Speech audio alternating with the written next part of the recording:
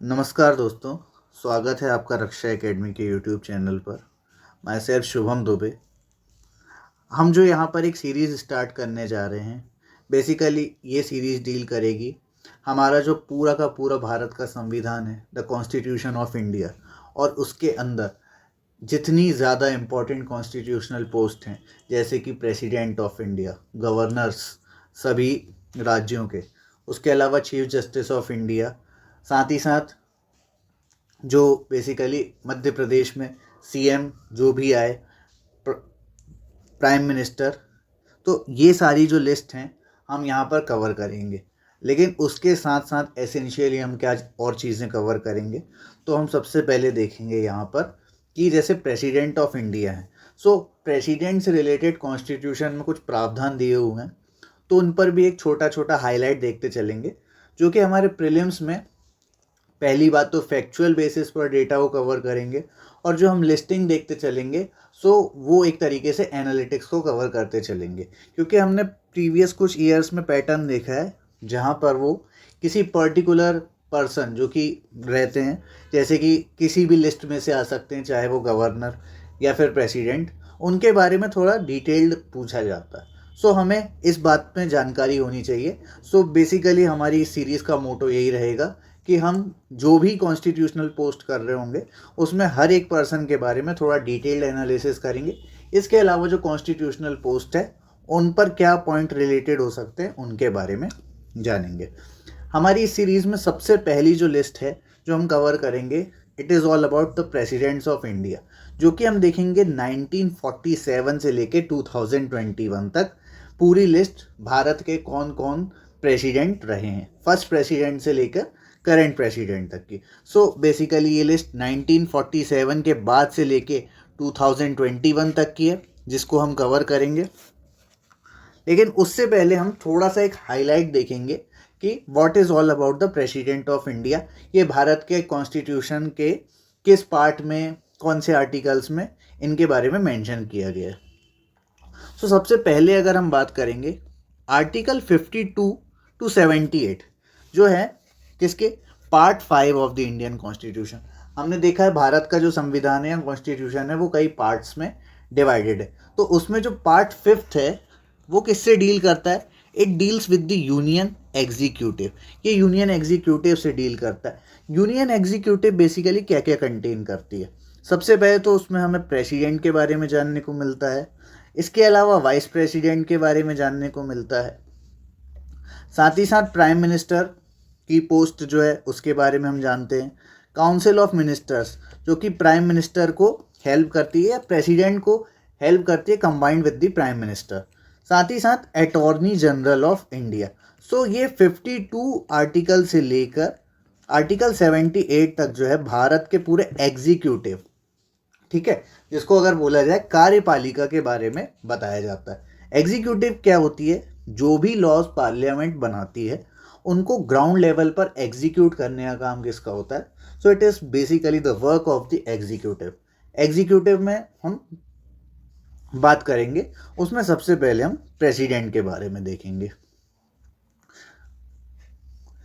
अगर बात की जाए article 52, so basically what is article 52। So here article 52 provides for the office of the president of India, ठीक है। The president is the head of the Indian state, ये भारत के head होते हैं, ठीक है। कॉन्स्टिट्यूशनल हेड ऑफ इंडिया कौन है, प्रेसिडेंट। जबकि हम आगे देखेंगे जो प्राइम मिनिस्टर होते हैं, he is the head of the government. So basically president is the first citizen of India, ये पॉइंट हमको याद रखना है प्रीलिम्स में फैक्चुअल बेसिस पर कि president first citizen of India होते हैं। Also he acts as the symbol of unity, integrity and solidarity of the nation. So ये बेसिकली हमारे प्रेसिडेंट का रोल होता है। इसके अलावा हम बात करेंगे the president is the head of the Republic of India, ठीक है, साथ ही साथ फर्स्ट सिटीजन है, ये हमने देखा। आर्टिकल 53 क्या बात करता है, so basically article 53 of the Indian constitution states that all the executive powers of the union, पूरा का पूरा भारत का जो संघ है, दैट मीन्स इंडियन यूनियन, जो इसकी सभी एग्जीक्यूटिव मतलब कार्यपालिका की जितनी भी शक्तियां हैं, these all are exercised by the president either directly या तो डायरेक्टली प्रेसिडेंट करेंगे या फिर वो अपने द्वारा कुछ ऑफिसर्स को अपॉइंट कर लेंगे टू सबऑर्डिनेट हिम, मतलब उनको मदद करने के लिए ऐसा वो करेंगे. So basically these are the executive powers of the president. देखिए बात की जाए ऑन 26 ऑफ नवंबर 1949, जिसको हम आज के समय सेलिब्रेट करते हैं 26 of November as the constitution day, क्योंकि इस दिन हमारा कॉन्स्टिट्यूशन पूरी तरीके से बनकर साइन होकर तैयार हो गया था. लेकिन चूंकि इम्प्लीमेंटेड कब हुआ था, कॉन्स्टिट्यूशन एडॉप्टेड तो हो गया था 26 of November 1949, but when it came into force so it was on 26 of January 1950, जब हमारा कॉन्स्टिट्यूशन किस में आया, फोर्स में आया. So the first constitutional head of the state, मतलब कि द प्रेसिडेंट ऑफ इंडिया, उस समय कौन बने थे, राजेंद्र प्रसाद. ठीक है, करेंटली प्रेसिडेंट कौन है भारत के, so he is mister Ramnath Kovind. और ऑन 25 ऑफ जुलाई 2017 जो है Ramnath Kovind 14th president of India appoint किए जाते हैं. किसके द्वारा, इलेक्टोरल कॉलेज के द्वारा. ये भी हम आगे देखते हैं. सो इस तरीके से हमारे कॉन्स्टिट्यूशन, जो पूरा कॉन्स्टिट्यूशन है उसके अंदर जो है प्रेसिडेंट का रोल दिया हुआ है, किस तरीके से प्रेसिडेंट का अपॉइंटमेंट होगा, इलेक्शन की क्या प्रोसेस है, और साथ ही साथ आगे कुछ और भी पॉइंट्स हैं. In the constitution part 5 the union, ठीक है, अंडर चैप्टर 1, ठीक है, पार्ट 5 के अंदर बहुत सारे चैप्टर्स हैं, जैसे कि एग्जीक्यूटिव के बारे में, तो उसके बाद लेजिस्लेचर जहाँ पर बात की जाती है पार्लियामेंट के बारे में, साथ ही साथ यहाँ पर वेरियस फॉर्म्स ऑफ सर्वेलेंस जैसे कि CAG, ठीक है, कैग मतलब कंट्रोलर एंड ऑडिटर जनरल, और इसी में एक और प्रावधान दिया है जिसमें पूरी की पूरी नेशनल जुडिशरी या फिर सुप्रीम कोर्ट के बारे में भी बात की गई है. सो जो चैप्टर 1 है एग्जीक्यूटिव, किसके अंदर, पार्ट 5 के अंदर, उसमें जो है qualifications, election, impeachment of president सब कुछ दिया हुआ है. ठीक है, कहाँ से लेकर कहाँ तक, 52 से 78 article part 5 of the constitution, ठीक है, जो कि यूनियन एग्जीक्यूटिव से डील करता है. So the president of India is the head of the executive, ठीक है, कार्यपालिका, लेजिस्लेचर मतलब जो है जहाँ पर सभी प्रकार के लॉज बनते हैं, जो कि हमारी पार्लियामेंट है, और साथ ही साथ जुडिशरी, ठीक है, न्यायपालिका. इन तीनों के क्या है, प्रेसिडेंट जो है हेड कहलाते हैं. अब हम देखते हैं थोड़े कुछ और बेसिक पॉइंट्स, जैसे कि क्वालिफिकेशंस ऑफ प्रेसिडेंट क्या होती हैं. सो बेसिकली क्या ऐसे टर्म्स होते हैं जिसके रहते ही कोई भी प्रेसिडेंट बन सकता है. तो सबसे पहली बात, आर्टिकल 58 जो है उसमें मेंशन करता है कि कुछ ऐसी क्राइटेरियाज होनी चाहिए, क्वालिफिकेशन, जिसको फुलफिल करने पर ही कोई पर्टिकुलर इंसान जो है प्रेसिडेंट बन सकता है. सबसे पहली बात बोली गई है, he must be a citizen of India. यहाँ पर क्या एक इम्पॉर्टेंट टर्मिनोलॉजी है कि उनको सिटीजन होना ज़रूरी है भारत का. ठीक है, हो सकता है कि कोई यूजुअली कोई पर्सन पहले किसी और देश की नागरिकता लिया हो, लेकिन बाद में भारत की नागरिकता ले ली, तो ऐसे भी लोग जो हैं प्रेसिडेंट के पोस्ट के लिए क्या कर सकते हैं, इलेक्शन लड़ सकते हैं. He should have completed 35 years of age, मतलब जो basically 35 of years of age जो है उसके ऊपर ही जिनकी एज है वो लोग इलेक्शन लड़ सकते हैं. He should be qualified for election as the member of Lok Sabha. इस पॉइंट को हम ज़्यादा डिफिकल्ट ना बनाते हुए थोड़ा इजी करेंगे. तो इसका मतलब क्या है, देखिए लोकसभा के लिए जो होती है एक पर्टिकुलर एज कितनी मानी जाती है, 25 ईयर्स. ठीक है, 25 साल की एज के ऊपर जो भी होता है, इट इज़ ही और she is qualified to be a member of Lok Sabha, मतलब वो लोकसभा के इलेक्शंस के लिए चुनाव लड़ सकते हैं. सो यहाँ पर भी यही क्वालिफिकेशन है. देखिए एक जगह यहाँ पर 35 दे दिया और वहीं दूसरी जगह बोल रहे हैं कि लोकसभा के लिए. सो ऑटोमेटिकली अगर 35 ईयर्स का कोई पर्सन होगा, so he is already qualified to be a member of Lok Sabha. He should not hold any office of profit under the union government या फिर कोई भी स्टेट गवर्नमेंट और एनी लोकल अथॉरिटी या फिर कोई भी पब्लिक अथॉरिटी जैसे LIC, Bharat Heavy Electronics Limited, मतलब कि सभी प्रकार के PSUs, किसी में भी कोई भी पोस्ट ना लिए हों. टर्म ऑफ द प्रेसिडेंट देखेंगे हम, आर्टिकल 56 कहता है that he holds office for a term of 5 years from the date on which he enters upon the office. He may resign from the office by by writing under his hand address to the vice president. ठीक है, president को oath कौन दिलवाते हैं? सो उनको oath दिलवाते हैं chief justice of India. लेकिन अगर उनको अपना रेजिग्नेशन देना हो तो वो किसको देते हैं? The vice president of India. The president holds office for a tenure of 5 years। ठीक है, 5 साल के लिए जो है ऑफिस संभालते हैं अपना। How ever he can resign from his office at any time. ठीक है, वो रेजिग्नेशन लेटर किसको देते हुए रिजाइन कर देंगे? वाइस प्रेसिडेंट को। Further also remove from the office before completion by the process of impeachment, जो कि हम अभी आगे देखते हैं। The president can hold office beyond the term of 5 years। ठीक है, 5 साल से ज़्यादा भी, जब तक उनके सक्सेसर मतलब अगले प्रेसिडेंट जब तक अपनी पोस्ट ना संभाल लें तब तक जो पिछले प्रेसिडेंट होंगे वो उस सीट पर बने रह सकते हैं। ही इज़ ऑल्सो री एलिजिबल फॉर इलेक्शन। ठीक है, वापस से इलेक्शन अगर होंगे तो वापस से वो अपना नामांकन या नॉमिनेशन दे सकते हैं। सो ये प्रेसिडेंट से रिलेटेड कुछ पॉइंट्स हो गए। अब सबसे बड़ी बात होती है द इलेक्टोरल कॉलेज। ठीक है, इलेक्टोरल कॉलेज क्या होता है हम देखते हैं, जो कि प्रेसिडेंट को इलेक्ट करता है। ठीक है, इसमें कौन कौन होते हैं? Members of the both the houses of parliament. ठीक है, लोकसभा राज्यसभा इन दोनों हाउसेज जो हैं इनके मेंबर्स होते हैं। साथ ही साथ elected members of the legislative assembly of the states और elected members of the legislative assembly सिर्फ और सिर्फ 2 यूनियन टेरिटरीज, कौन सी? दिल्ली और पुडुचेरी। ठीक है, and the representation of its members is preferential. The vote is single transferable and their choice is counted too। अगर हमको यहाँ पर समझना हो किस तरीके से, सो प्रेसिडेंट जो है इनका डायरेक्ट इलेक्शन नहीं होता है। सबसे पहली बात हमको क्या रखनी है? There is no direct election, मतलब इनडायरेक्टली इनको, इनडायरेक्टली किस तरीके से कि जनता ने जिन सांसदों को, that means member of parliaments को चुना है, या जनता ने जिन विधायकों को, that means member of legislative assemblies को चुना हुआ है, उनके द्वारा जो है प्रेसिडेंट के नाम के लिए वोट किया जाता है। So election of the president is mentioned in article 54। ठीक है, और इलेक्टोरल कॉलेज किस तरीके से होता है? सबसे पहले तो पार्लियामेंट के बोथ द हाउसेस, इनके सिर्फ और सिर्फ इलेक्टेड मेंबर्स। ठीक है, शर्त क्या है? नॉमिनेटेड मेंबर्स नहीं रहेंगे। तो देखिए अगर हम बात करें, सो पार्लियामेंट के 2 हाउसेस जो हैं, पहला तो राज्यसभा और दूसरा लोकसभा। ठीक है, इनके मेंबर्स रहेंगे। साथ ही हर एक राज्य के एमएलए मौजूद रहेंगे। ठीक है, इलेक्टेड एमएलएज, और सिर्फ दिल्ली और पुडुचेरी के जो हैं इलेक्टेड मेंबर्स रहेंगे। ठीक है, अब हम थोड़ा सा याद रखें कि जब जम्मू कश्मीर की भी लेजिस्लेटिव असेंबली के इलेक्शंस होंगे तो वहाँ के भी जो इलेक्टेड मेंबर्स रहेंगे, नॉट द नॉमिनेटेड वंस, उन लोगों को भी इसमें भाग लेने का मौका मिलेगा। ठीक है, so the nominated members do not participate in the election of the president.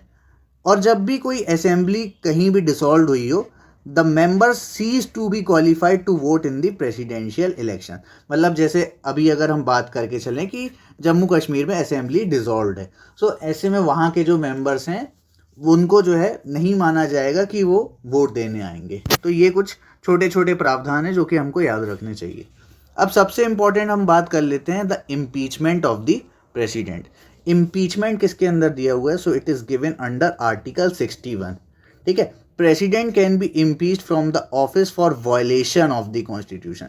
सबसे पहले तो हमको ये टर्म याद रखनी है। ठीक है, कई बार पूछा जा सकता है कि प्रेसिडेंट को जो है इम्पीच किया जाता है तो उसके लिए क्राइटेरिया क्या होती है? अगर उनने कॉन्स्टिट्यूशन का वायलेशन किया हो। इस टर्म के बारे में ज़्यादा मेंशन नहीं किया गया है, लेकिन ये जो है कोट करके रख दिए गए हैं। The impeachment is initiated by either house of the parliament. चाहे तो बिल लोकसभा में ले आओ या राज्यसभा में ले आओ, ऐसी कोई बाउंडेशन नहीं है। The charges should be signed by 1/4 members of the houses. ठीक है, लोकसभा से अगर आना हो तो उस टोटल हाउस के 1/4 मेंबर साइन कर देंगे, या फिर राज्यसभा से सो वहाँ के 1/4 मेंबर, जहाँ से भी इनिशिएट हुआ हो सिर्फ वहाँ के। ठीक है, and 14 days advance notice. President को जो है 14 दिन पहले ही एक एडवांस नोटिस चला जाएगा कि उनके खिलाफ जो है इम्पीचमेंट का एक प्रस्ताव लाया गया है। After the impeachment motion is pass by majority of the 2/3 of the total membership in that house, ठीक है, उस पूरे के पूरे हाउस में। जैसे अगर लोकसभा से इनिशिएट हुआ है बिल, तो पहले 1/4 मेंबर क्या करेंगे, उस बिल को सदन पर लाने के लिए साइन करेंगे। अब 14 दिन का नोटिस प्रेसिडेंट के पास चला गया, उतने देर में क्या होगा या उतने दिनों तक क्या होगा, जो ये बिल है इसको 2/3 ऑफ द टोटल मेंबरशिप, मतलब जो लोकसभा है उसकी टोटल मेंबरशिप के 2/3 पीपल द्वारा उसको पास कर दिया जाए, और तुरंत उसके बाद वो सेकंड हाउस चला जाएगा जहां पर उस चीज़ के इन्वेस्टिगेशन को किया जाएगा। The president has the right to appear and to be represented at such investigation, ठीक है, वो अपने बचाव के लिए, अपना पक्ष रखने के लिए बिल्कुल मौजूद हो सकते हैं। अगर दूसरे हाउस ने भी, जैसे दूसरा हाउस अब इस केस में कौन सा है जो हम समझ रहे हैं, तो यहाँ पर राज्यसभा है। So if the other house sustains the charge and passes the motion by a majority of 2/3 of the total membership, the president to be removed from his office at that time and date. अब हम देखेंगे powers and functions of the president, ठीक है। Powers कैसे हो सकते हैं, जैसे एग्जीक्यूटिव पावर्स। सो एग्जीक्यूटिव पावर्स क्या हैं प्रेसिडेंट के, यहाँ पर एग्जीक्यूटिव पावर्स कुछ इस तरीके से हो सकते हैं, जैसे प्रेसिडेंट जो है प्रधानमंत्री को क्या करते हैं, ओथ दिलवाते हैं, अदर मिनिस्टर्स को ओथ दिलवाते हैं, एग्जीक्यूटिव पावर्स, ठीक है। और साथ ही साथ हम जो देखते हैं कि अलग अलग जो आयोग होते हैं या कमीशंस होते हैं, जैसे यूपीएससी, ठीक है, या फिर हम बात करें चीफ जस्टिस ऑफ इंडिया, इन सब की ओथ दिलवाने का काम कौन करते हैं, प्रेसिडेंट। और साथ ही साथ एग्जीक्यूटिव पावर्स में और क्या आ जाएगा कि जहाँ पर कोई भी जो लॉ बनाया गया है भारत में, वो किन के नाम पर बनाया गया है, so the president of India.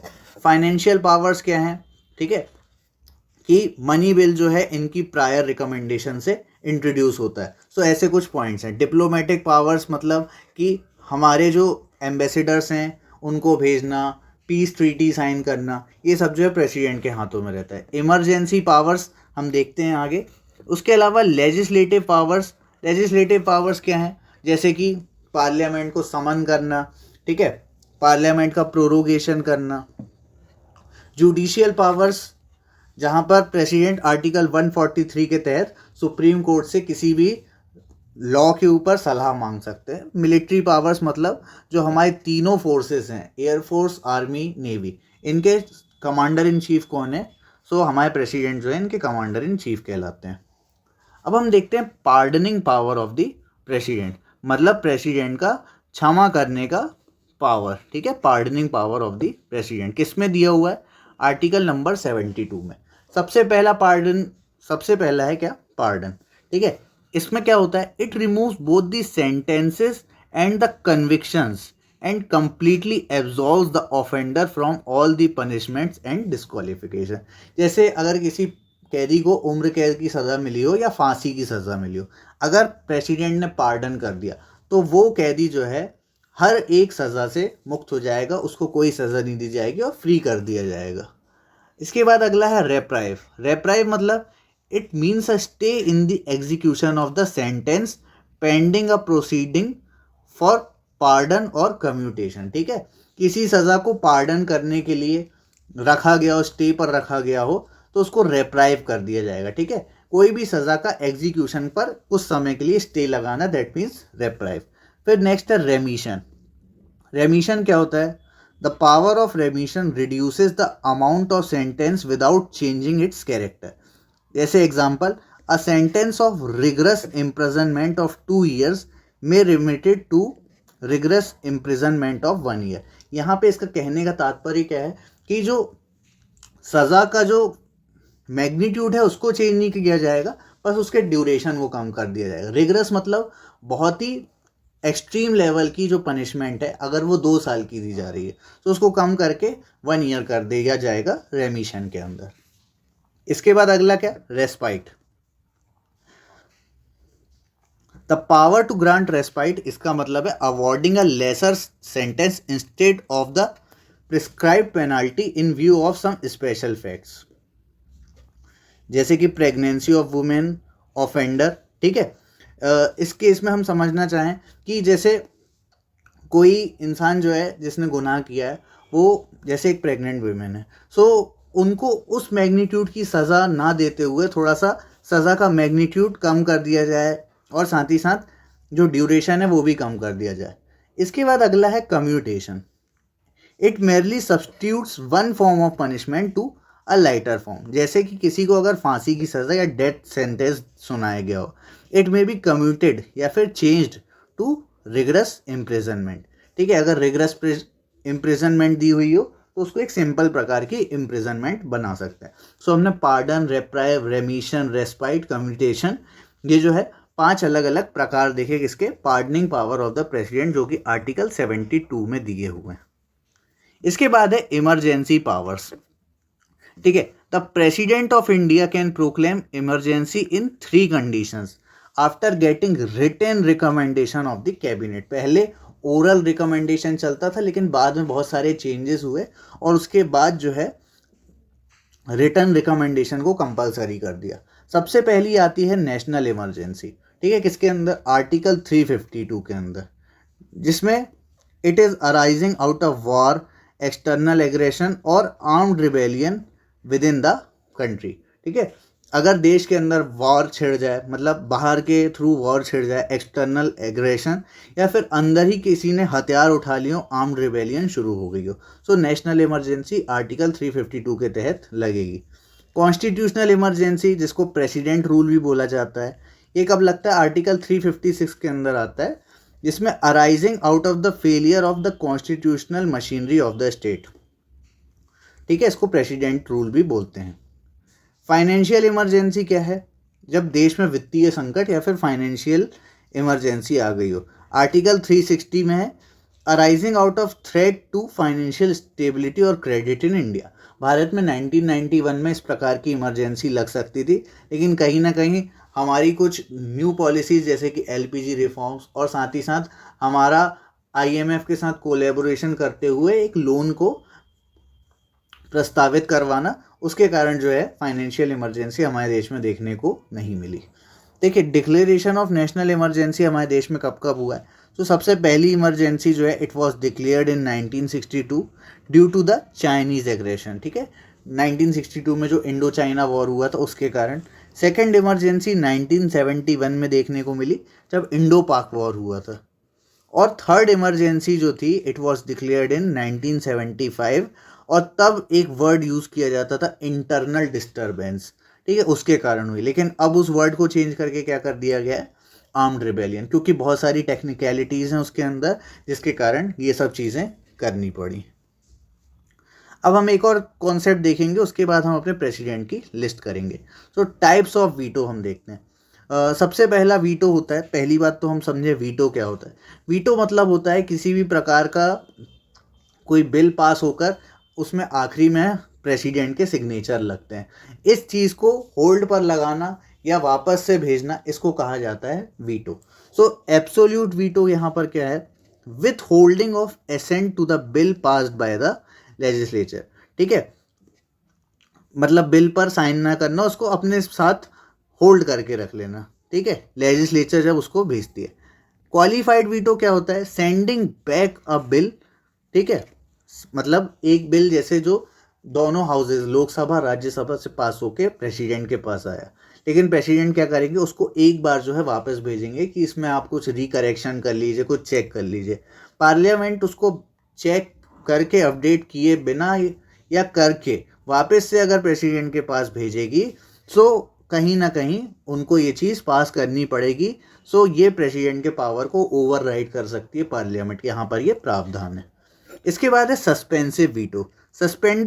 Suspensive veto क्या है, sending back of a bill which can be ओवरसाइडेड by the legislature with an ordinary majority. ठीक है, सो एक ऑर्डिनरी मेजॉरिटी से अगर पास कर दिया जाए तो उसको कहा जाता है सस्पेंसिव वीटो, और जबकि क्वालिफाइड वीटो को जो है एक हायर मेजॉरिटी से पास करना होता है। सबसे इंपॉर्टेंट होता है पॉकेट वीटो। पॉकेट वीटो क्या होता है, taking no action on the bill. Simply उसको एक तरीके से हम कहते हैं कि जो बिल है उसको अपनी पॉकेट में रख लेते हैं प्रेसिडेंट और भूल जाते हैं। ठीक है, taking no action on the bill pass by the legislature. It was used in 1986। कब, जब पोस्टल बिल का जो प्रावधान लाई थी राजीव गांधी गवर्नमेंट, उस समय में प्रेसिडेंट ज्ञानी ज़ैल सिंह ने जो है पॉकेट वीटो का इस्तेमाल किया था। सो ये होते हैं बेसिकली 4 टाइप्स ऑफ वीटो। इसके बाद अब हम नेक्स्ट क्या देखेंगे, और सबसे फोरमोस्ट चीज़ हमारी list of the all presidents of India. Bharat में हर एक प्रेसिडेंट के बारे में हम डिटेल्ड में जानकारी लेंगे और समझेंगे कि कौन से प्रेसिडेंट का टेन्योर क्या था, कब आए, और जो उनका ऑफिस था उस तरीके से हम समझेंगे। तो सबसे पहले हम बात करेंगे भारत के पहले राष्ट्रपति, the first president of India, doctor Rajendra Prasad के बारे में। सबसे इम्पॉर्टेंट बात इनके बारे में क्या, that doctor Rajendra Prasad was the first president of India.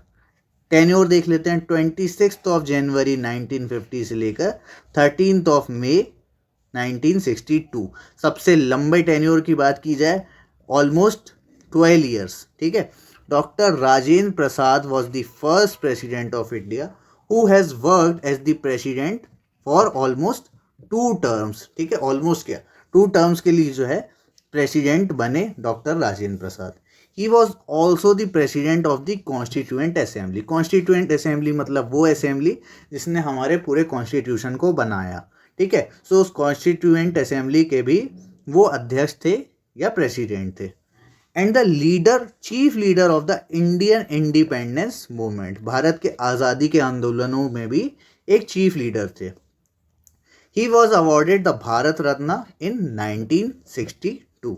सो हमारे प्रेसिडेंट डॉक्टर राजेंद्र प्रसाद को 1962 में क्या मिला, भारत रत्न।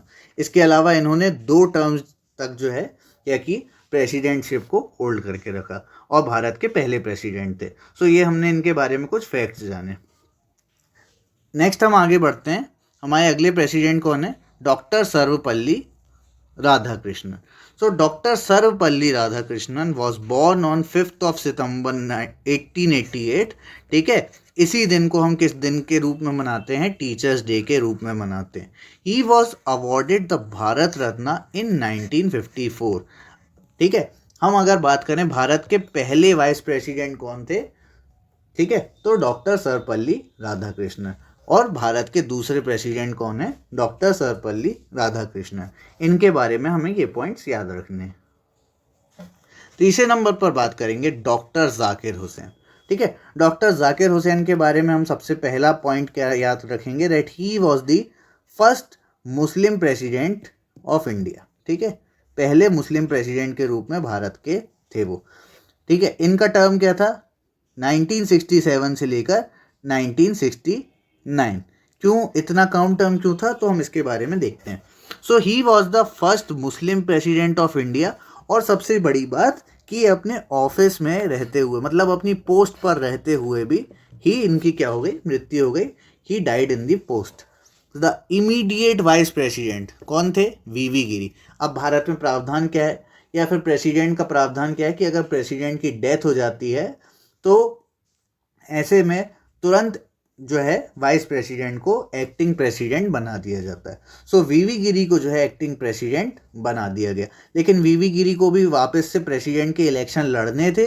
सो ऐसे में वाइस प्रेसिडेंट की पोस्ट भी खाली थी, तो जो हमारे चीफ जस्टिस थे उस समय के, एम हिदायतुल्लाह या मोहम्मद हिदायतुल्लाह, उनको जो है क्या बना दिया गया, एक्टिंग प्रेसिडेंट। तो पहले ऐसे भारत के चीफ जस्टिस जो कि एक एक्टिंग प्रेसिडेंट बनेंगे, उनका नाम क्या था, मोहम्मद हिदायतुल्लाह। 1969 एक महीने के लिए इन्होंने क्या संभाली थी, पोस्ट संभाली थी। Mohammad Hidayatullah was awarded Padma Bhushan in the field of art by the government of India in 2002। He also brought a revolution in education in India. So ये कुछ इनके बारे में इंपॉर्टेंट बातें हैं। हमारे अगले प्रेसिडेंट कौन बनते हैं, वीवी गिरी। पहले जो ये एक्टिंग प्रेसिडेंट बने थे, फिर इन्होंने पोस्ट से हटकर क्या किया, वापस से इलेक्शन लड़ा। So V V Giri, he was the only person elected as an independent candidate, ठीक है। इंडिपेंडेंट कैंडिडेट की तरह इन्होंने लड़ा और जीते। अगस्त 1969 से लेकर अगस्त 1974 लगभग इन्होंने अपना टर्म पूरा किया। V V Giri was the 4th president of India. His full name was Varahagiri Venkata Giri. He become the only president to be elected president as an independent candidate, ठीक है। In 1975 he was awarded Bharat Ratna. तो 1975 में वीवी गिरी को भी क्या मिला, भारत रत्न से सम्मानित किया गया। इसके बाद अगले हैं Fakhruddin Ali Ahmed. He was the 5th president of India. Tenure इनका भी देख लें 1974 से लेकर 1977। He was the 5th president of India और ये सेकंड प्रेसिडेंट हैं जो पोस्ट में रहते हुए जिनकी क्या हो गई, डेथ हो गई, ठीक है। पहले हमने जाकिर हुसैन देखे, उसके बाद अगले कौन से हैं, फखरुद्दीन अली अहमद। बीडी जट्टी या फिर B D Jattha was the acting president at that time. इसके बाद हम नेक्स्ट बात करेंगे Neelam Sanjiva Reddy. Neelam Sanjiva Reddy the only president of India who was elected unopposed, मतलब इनके अपोजिशन में कोई भी नाम नॉमिनेट नहीं किया गया था प्रेसिडेंट के इलेक्शन लड़ने के लिए। सो जुलाई 1977 से लेकर जुलाई 1982 पूरे 5 ईयर्स के टेन्योर तक इन्होंने अपने पद को संभाला। He was the 6th president of India. Also he was the first chief minister of Andhra Pradesh, ठीक है। ये बात हमको याद रखनी है क्योंकि हमसे ऐसे ही क्वेश्चन जो है प्रीवियस ईयर पैटर्न 2020 में भी हमने देखा था जो कि पूछा गया था। सो नीलम संजीवा रेड्डी जी के बारे में सवाल पूछा जा सकता है that he was also the chief minister. He was actually the first chief minister of Andhra Pradesh. He was directly elected to the post of Lok Sabha speaker, ठीक है। लोकसभा स्पीकर की पोस्ट पर भी ये विराजमान हुए and become the youngest president who occupied Rashtrapati Bhavan and contested twice for the post of president. एक बार और इन्होंने पोस्ट के लिए लड़ाई करी लेकिन तब नहीं जीत पाए होंगे, लेकिन फर्स्ट टर्म में ये जीत गए थे। अगले प्रेसिडेंट कौन आएंगे, ज्ञानी ज़ैल सिंह। इनके बारे में हम क्या याद रखेंगे, Giani Zail Singh he was the first Sikh president of India. So हमें इनके बारे में ये बात याद रखनी है। जुलाई 1982 से लेकर जुलाई 1987 पूरे 5 ईयर्स तक इन्होंने अपने टर्म को संभाला। Prior to becoming the president he was also the chief minister of Punjab, ठीक है। हम याद रखेंगे he was the 6th president and also the chief minister of Punjab, और साथ ही साथ मिनिस्टर एट द सेंटर भी रहे हैं। इनके बारे में एक और ज़रूरी बात हम क्या याद रखेंगे, इन्होंने पॉकेट वीटो का इस्तेमाल किया था on the Indian post office bill. So ये इनके बारे में पॉइंट पूछा जा सकता है। During his presidency many incidents took place such as Operation Blue Star, ठीक है, जो कि अमृतसर में हुआ था, असैसिनेशन ऑफ इंदिरा गांधी, और साथ ही साथ 1984 सिख राइट्स, ठीक है। ये तीनों जो चीज़ें हैं किनके टर्म में हुई थी, एज द प्रेसिडेंट ज्ञानी ज़ैल सिंह के टर्म में हुई थी। जब जहाँ पे हम बात करेंगे ऑपरेशन ब्लू स्टार जो है अमृतसर में गोल्डन टेम्पल में जर्नैल सिंह भिंडरवाला जो थे उनका जो है एनकाउंटर करने के लिए किया गया था। अगला क्या है, आर वेंकटा रमन। आर वेंकट रमन जो है 8th प्रेसिडेंट ऑफ इंडिया बनते हैं जुलाई 1987 से लेके जुलाई 1992 तक। So R Venkataraman was elected as the president from July 1987 to July 1992। Earlier he was the vice president of India. तो ये भी सवाल पूछा जा सकता है कि कौन कौन ऐसे प्रेसिडेंट रहे हैं जो भारत के साथ ही साथ वाइस प्रेसिडेंट भी रहे हैं। तो हमको उसमें आर वेंकट रमन और साथ ही साथ सर्वपल्ली राधाकृष्णन जी का नाम याद रखना है। He has received many honours from the different parts of the world, ठीक है। इनको जो है रिसीवर ऑफ ताम्रपत्र के नाम से भी जाना जाता है। ताम्रपत्र किनको मिला था, उन सभी लोगों को जिन्होंने भारत के फ्रीडम स्ट्रगल के लिए फाइट करी थी। इसी के साथ साथ the Russian government has conferred the Soviet Land prize, ठीक है, for writing the travelogue on former Tamil Nadu prime minister Kumaraswami Kamaraj. K Kamaraj जो हैं बहुत ही एक फेमस लीडर रह चुके हैं। के कामराज के बारे में एक ट्रेवलॉग लिखा, उसके लिए इनको रशियन गवर्नमेंट द्वारा सोवियत लैंड प्राइज दिया गया। ये बात हम आर वेंकट रमन जी के बारे में याद रखेंगे। इसके बाद next and the foremost important, क्योंकि इनका डायरेक्ट रिलेशन मध्य प्रदेश से। सो डॉक्टर शंकर दयाल शर्मा, इनके बारे में अगर हम समझेंगे तो doctor Shankar Dayal Sharma was the 9th president of India 1992 से लेके 1997 तक। उसके साथ साथ और क्या याद रखेंगे, इन्होंने बहुत सारे अलग अलग पोस्ट संभाले, जैसे कि सबसे पहले he was the 8th vice president of India. ठीक है, हम तीसरा नाम सुन रहे हैं वाइस प्रेसिडेंट में, बिफोर बिकमिंग द प्रेसिडेंट। बात की जाए from 1952 to 1956 he was the chief minister of Bhopal.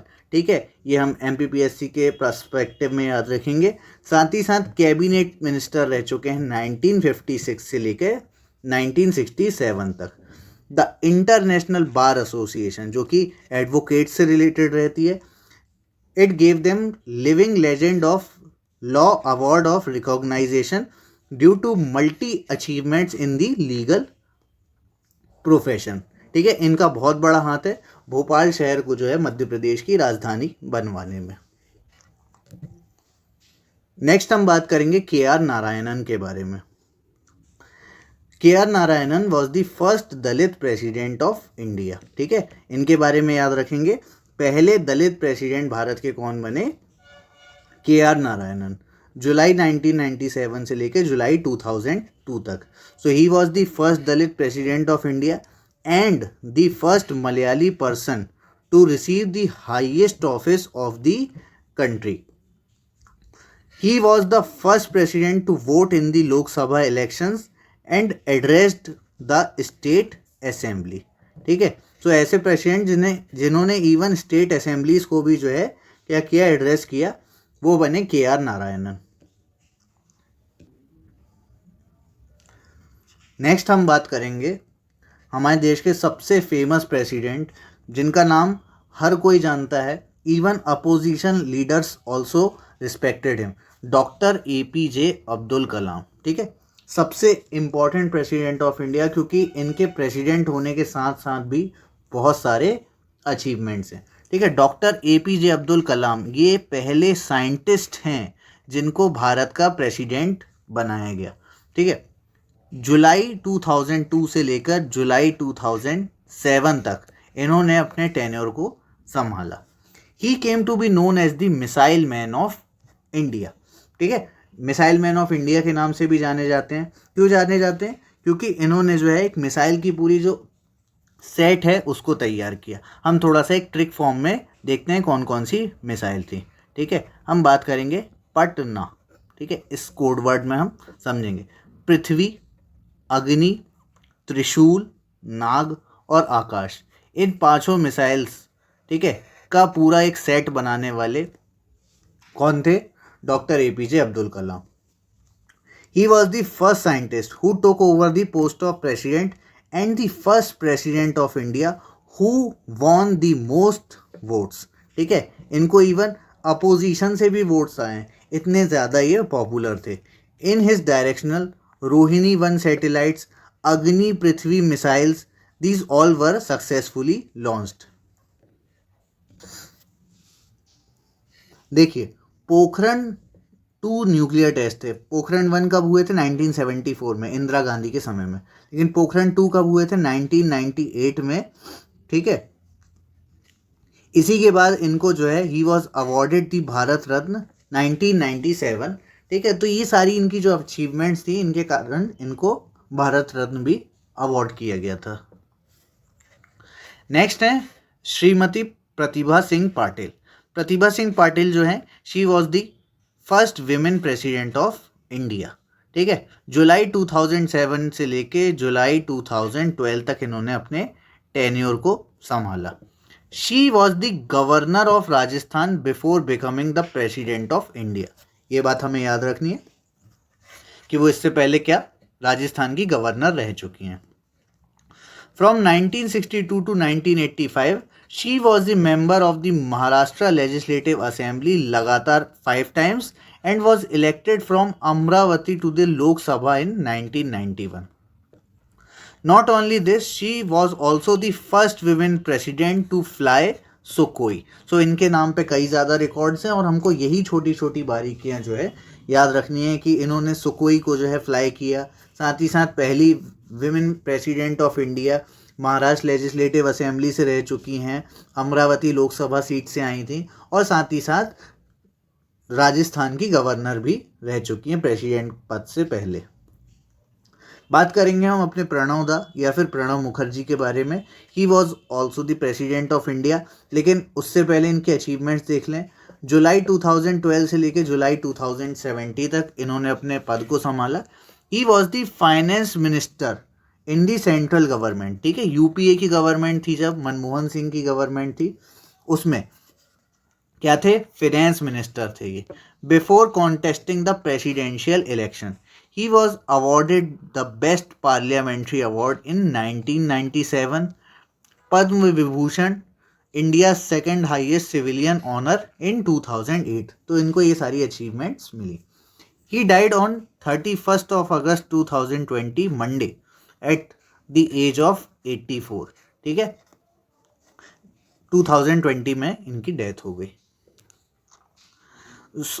अभी जो हमारे प्रेसिडेंट चल रहे हैं, ठीक है, Ramnath Kovind. Ramnath Kovind was born on 1 October 1945 in Uttar Pradesh, India. He is an Indian lawyer और साथ ही साथ पॉलिटिशियन भी हैं। याद रखेंगे हम, he is the 14th and the current president of India. He became the president on 25 जुलाई 2017। अगले साल जो है, मतलब 2022 में हमारे देश में प्रेसिडेंशियल इलेक्शंस हैं।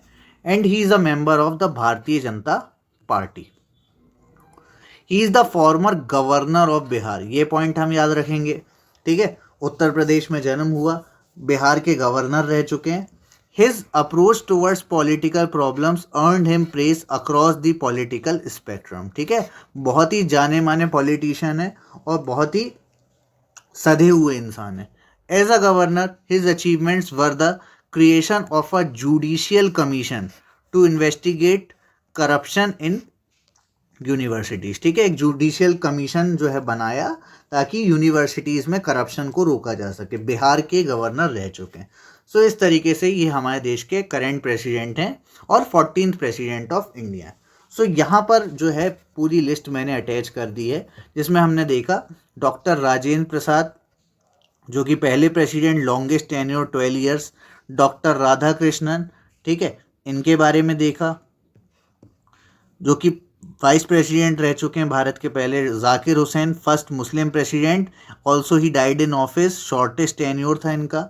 नेक्स्ट हमने वीवी गिरी के बारे में देखा, जो कि पहले एक्टिंग प्रेसिडेंट भी बनते हैं। मोहम्मद हिदायतुल्लाह, पहले चीफ जस्टिस जो कि एक्टिंग प्रेसिडेंट बने। वीवी गिरी के बारे में हमने देखा। फ़खरुद्दीन अली अहमद जो कि died in office. B D Jatti acting president बन चुके। नीलम संजीवा रेड्डी जो कि अनअपोज लड़े थे। ज्ञानी ज़ैल सिंह, पहले Sikh president. R Venkataraman, oldest president, ठीक है। डॉक्टर शंकर दयाल शर्मा जो कि एमपीपीएससी में काफ़ी इंपॉर्टेंट इनका नाम है। K R Narayanan, first Dalit president. Doctor A P J Abdul Kalam, first scientist to become the president. Pratibha Devi Singh Patil जो कि first women to become president. Pranab Mukherjee जो कि फाइनेंस मिनिस्टर रह चुके हैं, डिफेंस मिनिस्टर भी रह चुके हैं। और करेंटली रामनाथ कोविंद 25 जुलाई 2017 से लेके टिल डेट। इसके बाद हम क्विक डाइजेस्ट थोड़ा सा देखते हैं। हमने बात करी थी, कुछ स्पेशल पॉइंट्स हमने देखे थे। In the presidential elections V V Giri is the only person who won the election of the president as the independent candidate in 1969, ठीक है। मतलब किसी पार्टी की तरफ से नहीं थे, इंडिपेंडेंट कैंडिडेट के रूप में इन्होंने इलेक्शंस फाइट किए थे। In July 1977 Neelam Sanjiva Reddy was elected unopposed, क्योंकि किसी ने भी नॉमिनेशन फाइल नहीं करे थे प्रेसिडेंट की पोस्ट के लिए। इसके बाद हम बात करेंगे justice M Hidayatullah is the only person to perform the function of the president 2 times in 2 different categories. पहला इन 1969, ठीक है, जब वो chief justice of supreme court थे, और second time being the vice president of India in 1982। ऐसे में इन्होंने 2 बार अलग अलग समय में क्या संभाला, एक्टिंग प्रेसिडेंट के पद को संभाला। सो बेसिकली आज हमने जो है किस टॉपिक पर डील करा, प्रेसिडेंट ऑफ इंडिया, जिसमें हमने कॉन्सेप्चुअल टॉपिक्स भी देखे और साथ ही साथ ब्रीफ में पूरी लिस्ट भी देखी जहाँ पर अलग अलग प्रेसिडेंट्स के बारे में हमने जाना। उम्मीद करता हूँ काफ़ी चीज़ें पसंद आई होंगी। टिल देन मिलते हैं अपने नेक्स्ट लेक्चर में, तब तक के लिए thank you and have a nice day.